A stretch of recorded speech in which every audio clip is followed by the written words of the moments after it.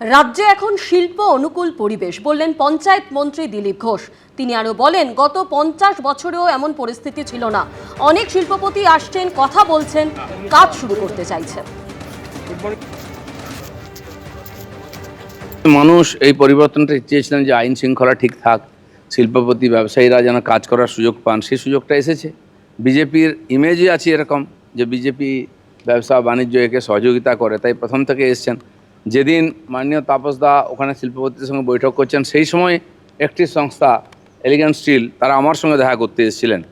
তাদের রঘুনাথপুরে পুরুলিয়াতে 450 একরের বেশি জায়গা আছে, সেখানে তারা ইলেকশনের আগেও কাজ শুরু করতে চেয়েছিলেন, করতে দেওয়া হয়নি। এখন তারা কাজ শুরু করতে চান। আমি মাননীয় তাপসবাবুকে বলেছি যে এই পার্টি যাচ্ছে, আপনি কথা বলে তাদের সমস্যা সমাধান করুন। তো সবাই চলে আসছেন, দেখা করতে না পারলে কারোর সঙ্গে দেখা করছেন, কথা বলছেন। তারা ইমিডিয়েট কাজ শুরু করতে চান। এরকম অনুকূল পরিবেশ 50 বছর আগেও 50 বছরের মধ্যে বাংলায় ছিল না। তার লাভটা সবার উঠানো উচিত। কালীঘাট তৃণমূলে এবার কি আরো বড় ভাঙন? চন্দ্রিমা ফেরহাদ অরূপের পর এবার কি বিদ্রোহী শিবিরের নাম লেখাচ্ছেন মমতা বন্দ্যোপাধ্যায়ের প্রিয় কেষ্ট? অনুব্রত মণ্ডল দক্ষ সংগঠক, কেষ্ট মণ্ডল একটা নাম। বিধানসভা ভোটের রেজাল্টের পরে 30 বার কথা হয়েছে। কেষ্টর যোগদানের জল্পনার মধ্যেই এমনই দাবি করলেন ঋতব্রত বন্দ্যোপাধ্যায়।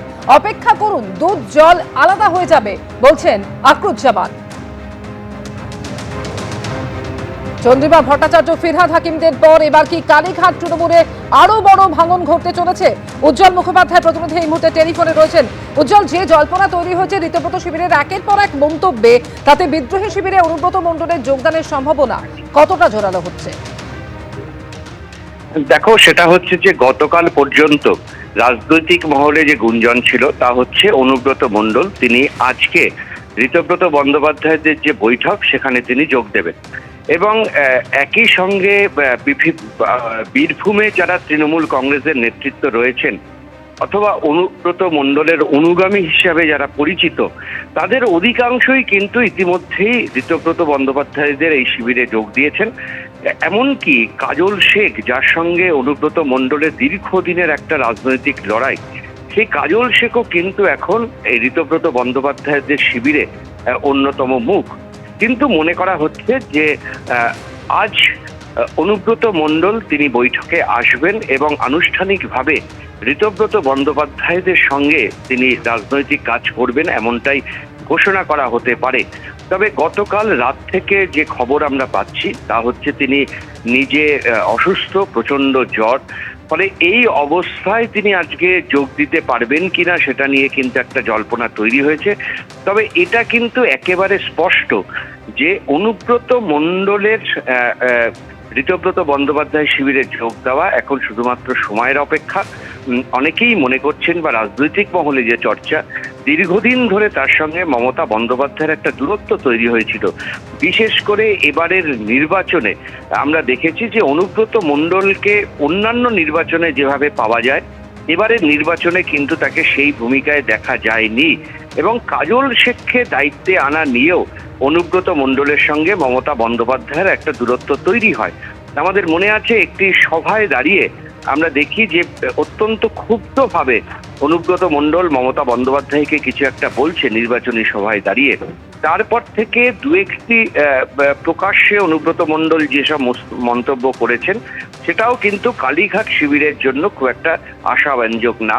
ফলে এখনো পর্যন্ত যা অবস্থা, তাতে বড় কোনো হস্তক্ষেপ না হলে অনুব্রত মণ্ডলের ঋতব্রত বন্দ্যোপাধ্যায় শিবিরে আসাটা কার্যত সময়ের অপেক্ষা। সেটা হয়তো আজকেই হতে পারত, কিন্তু যেহেতু তিনি অসুস্থ, এই অবস্থায় তার পক্ষে আসা সম্ভব হবে কিনা তা নিয়ে একটা জল্পনা রয়েছে। তবে তিনি যে আসছেন এতে কার্যত কোনো সন্দেহ নেই। ধন্যবাদ উজ্জ্বল। কেষ্টদার সঙ্গে আমার নিয়মিত কথা হয়, গত কয়েক বছর ধরেই হচ্ছে। এখন রেজাল্ট বেরোবার পর কেষ্টদার সঙ্গে অন্তত 30 বার কথা হয়েছে। আমার মনে নেই 30 বার কি, 30 বার কথা হয়েছে, আমি দায়িত্ব নিয়ে বলছি 30 টাইমস কেষ্টদার সঙ্গে আমার ফোনে কথা হয়েছে।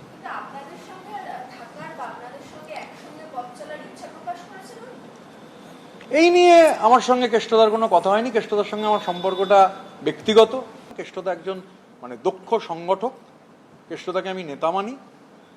তো কেষ্টমণ্ডল একটা নাম, তো স্বাভাবিকভাবে কেষ্টদার সঙ্গে পার্সোনালি কি কথা বলেছি, I can't share it with the media. আপনারা অপেক্ষা করুন না কেন, আগামীকাল দুধে দুধ পানিতে পানি হয়ে যাবে। কালকে দিন পর্যন্ত অপেক্ষা করুন।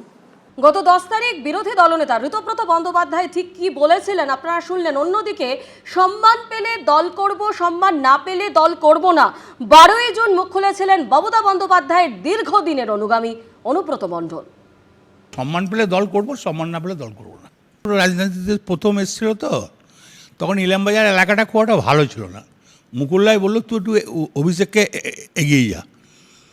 হ্যাঁ, আমি কিন্তু মুকুল্লাইয়ের কথায় ওই জায়গাটা রাস্তা ফাস্তা তো গ্রামের রাস্তা বুঝতেই পারছেন, আমি একটু এগিয়ে গিয়েছিলাম। তো ও নেমে আমাকে বলেছিল তুমি রাজনীতির কী বোঝো?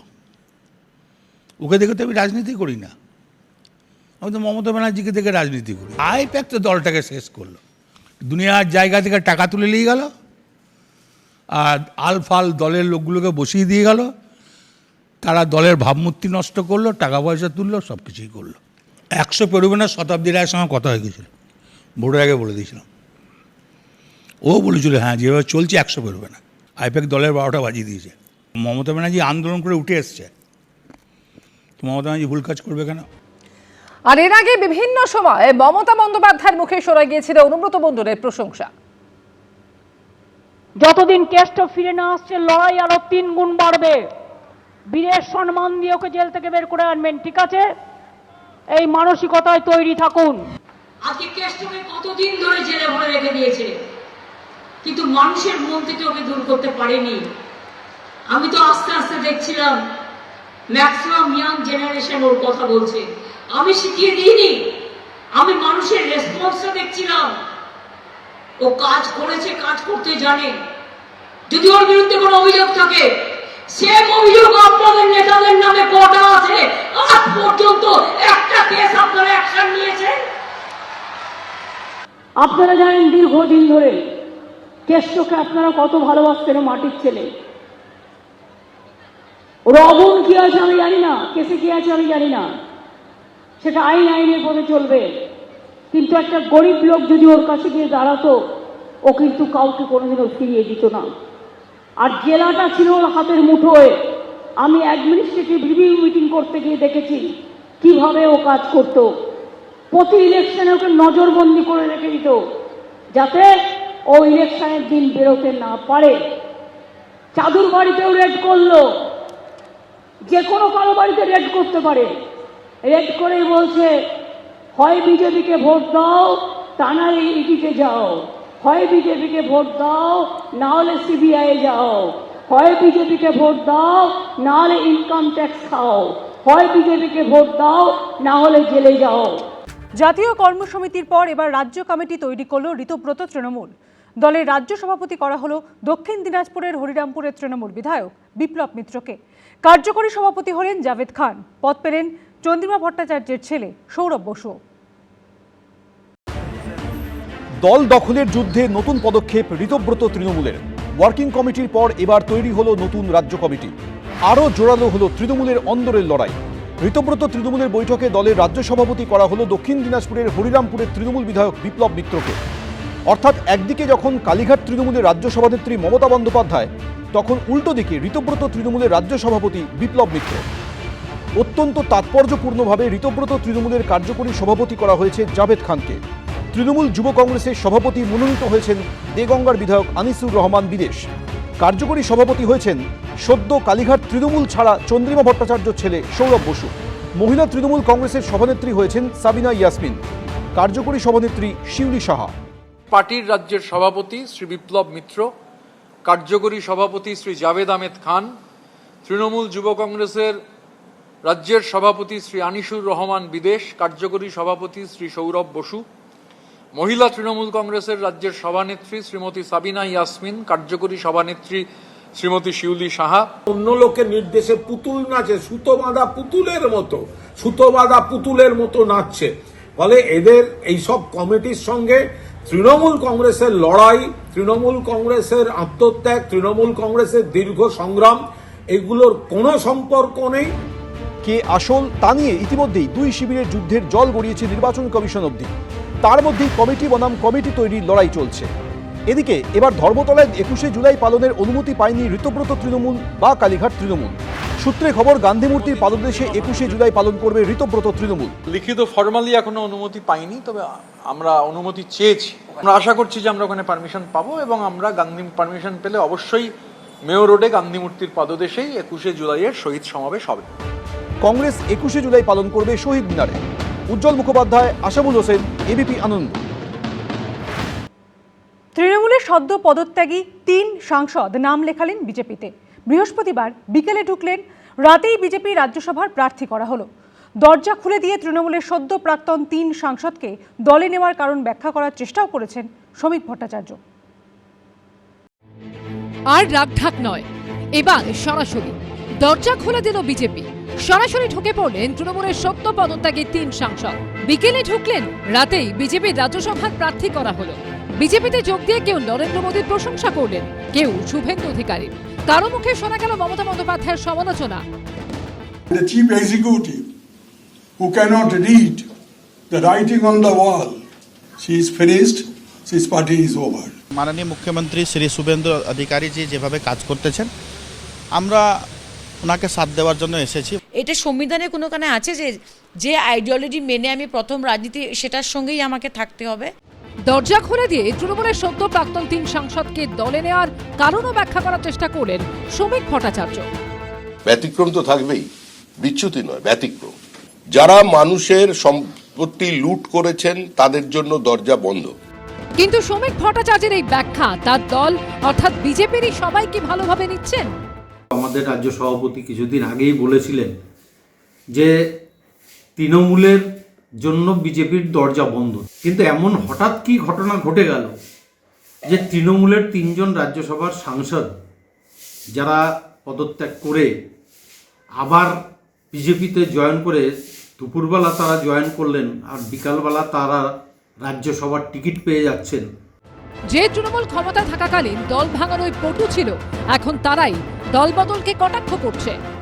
বিজেপি এবং এই 3 জন সাংসদ কোনো রকম নীতি নৈতিকতা মেনে চলেন না।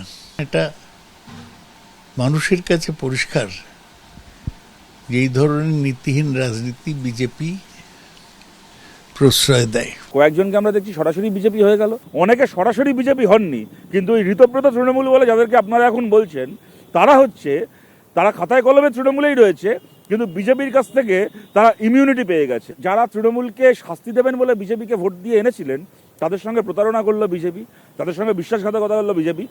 পশ্চিমবঙ্গ বিধানসভায় বিজেপির যে বিপুল শক্তি, তাতে 3 জনেরই রাজ্যসভায় নির্বাচিত হওয়া নিশ্চিত। কৃষ্ণেন্দু অধিকারী, আশাবুল হোসেন ও সৌমিত্র রায়ের রিপোর্ট, এবিপি আনন্দ।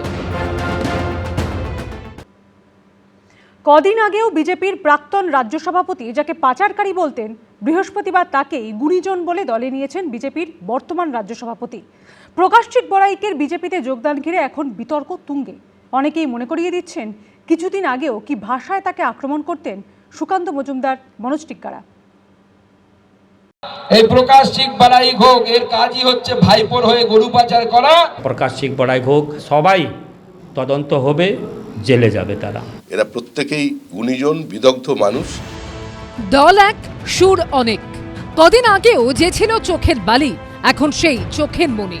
কদিন আগেও প্রকাশ্য মঞ্চ থেকে যাকে পাচারকারী বলা হতো, এখন তাকেই গুণীজন বলে উত্তরীয় পড়ানো হচ্ছে। রাজ্যে পরিবর্তনের পর ক্ষমতা এসেছে বিজেপি। তৃণমূল নেতাদের একাংশকে নিয়ে কি তাদের চিন্তা ভাবনারও পরিবর্তন হয়েছে?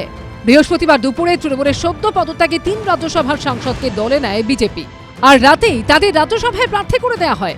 এর মধ্যে একজন প্রকাশজিৎ বড়াই। এতেই বিতর্কের ঝড় উঠেছে, কারণ এই প্রকাশজিৎ বড়াইকেই কিছুদিন আগে খোলা মঞ্চ থেকে গরু পাচারকারী বলে আক্রমণ করেছিলেন বিজেপি সাংসদ ও কেন্দ্রীয় শিক্ষা প্রতিমন্ত্রী সুকান্ত মজুমদার।